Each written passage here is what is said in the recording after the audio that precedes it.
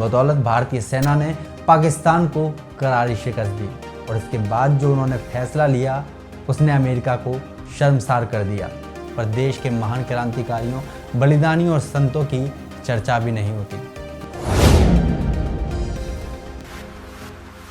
जिनके दृढ़ अनुशासन से पाक भारत से हारा था।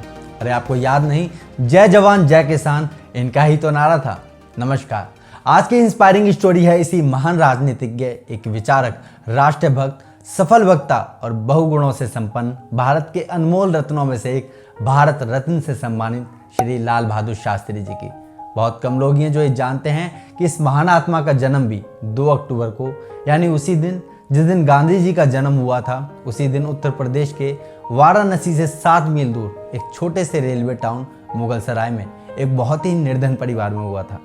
असल में इनका पूरा नाम लाल बहादुर रॉय है, लेकिन इनका मानना था कि व्यक्ति की पहचान उसकी जाति से नहीं, उसकी योग्यता से होनी चाहिए।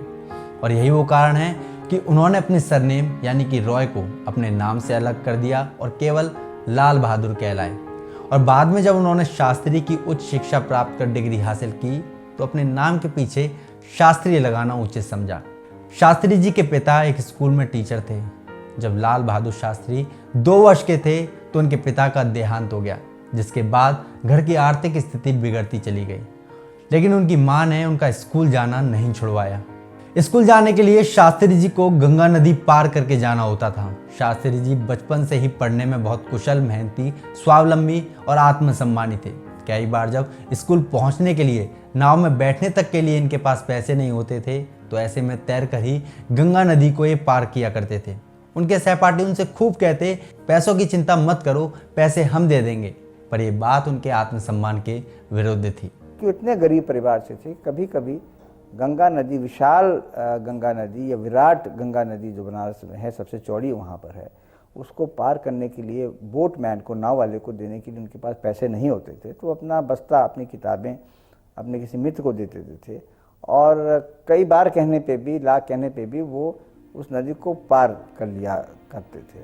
छोटी सी कदकाठी, वाणी में सहजता, इरादे बुलंद, राष्ट्र के प्रति अटूट समर्पण और जो अपने कम समय में बड़े निर्णयों से सबको चौंका देते, जिन्होंने अपनी बाल्यावस्था से अंग्रेजों के विरुद्ध आज़ादी की लड़ाइयाँ लड़ी और अनेकों बार जेल भी गए, जो एक बेहद गरीब परिवार से निकलकर अपनी मेहनत और अपनी ईमानदारी के बल पर देश के दूसरे सबसे सफल प्रधानमंत्री बने और ये साबित किया कि खाली कद ऊंचा या कम होने से कुछ नहीं होता, हमारी सोच और हमारे फैसले ही हमें औरों से अलग बनाते हैं। पाकिस्तान के साथ 1965 के युद्ध के दौरान जब शास्त्री जी ने बड़ी चतुराई और सूझबूझ का परिचय देते हुए उन्होंने सफलतापूर्वक देश का नेतृत्व किया, जिसकी बदौलत भारतीय सेना ने पाकिस्तान को करारी शिकस्त दी। युद्ध के दौरान देश को एकजुट करने के लिए उन्होंने जय जवान और जय किसान का नारा दिया। 1965 की लड़ाई के दौरान अमेरिकी राष्ट्रपति लिंडन जॉनसन ने शास्त्री जी को धमकी दी थी कि अगर आपने पाकिस्तान के खिलाफ लड़ाई बंद नहीं की तो हम आपको PL 480 के तहत जो लाल गेहूं भारत भेजते हैं उसे बंद कर देंगे। उस समय भारत गेहूं के उत्पादन में आत्मनिर्भर नहीं था। शास्त्री जी को ये बात बहुत चुभी और इसके बाद जो उन्होंने फैसला लिया उसने अमेरिका को शर्मसार कर दिया। शास्त्री जी ने देशवासियों से कहा कि हम केवल हफ्ते में 1 वक्त भोजन नहीं करेंगे तो उसकी वजह से अमेरिका से आने वाले गेहूं की भरपाई बड़े आराम से हो जाएगी। लेकिन इस अपील से पहले उन्होंने अपनी पत्नी ललिता शास्त्री से कहा कि क्या आप ऐसा कर सकती हैं कि आज शाम हमारे यहाँ भी खाना ना बने। मैं कल देशवासियों से 1 वक्त का खाना ना खाने की अपील करने जा रहा हूँ। मैं देखना चाहता हूँ कि मेरे बच्चे भूखे रह सकते हैं या नहीं। जब उन्होंने देख लिया कि हम लोग 1 वक्त का बिना खाना खाए बड़े आराम से रह सकते हैं तो उन्होंने देशवासियों से भी ऐसा करने के लिए कहा, जिसका असर पूरे भारत में दिखा। विपक्ष ने भी उनके फैसले का खूब सम्मान किया और माना भी। एक राजा का अपनी प्रजा के लिए क्या कर्तव्य होता है, ये पाठ शास्त्री जी के जीवन मूल्यों से सीखा जा सकता है। 1965 में भारत ने पाकिस्तान को युद्ध में करारी मात दी थी। इसके बाद साल 1966 में भारत और पाकिस्तान के बीच एक समझौता हुआ जिसे ताशकंद समझौता कहा जाता है।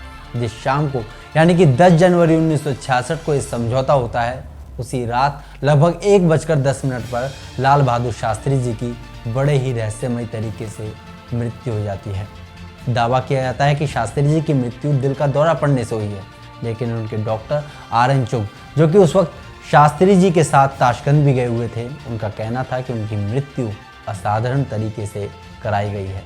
लेकिन ऐसा कहने के कुछ सालों बाद ही डॉक्टर RN चुग की, उनकी पत्नी और 2 बच्चों सहित एक सड़क हादसे में मृत्यु हो जाती है और इसे केवल एक इत्तेफाक ही माना जाता है।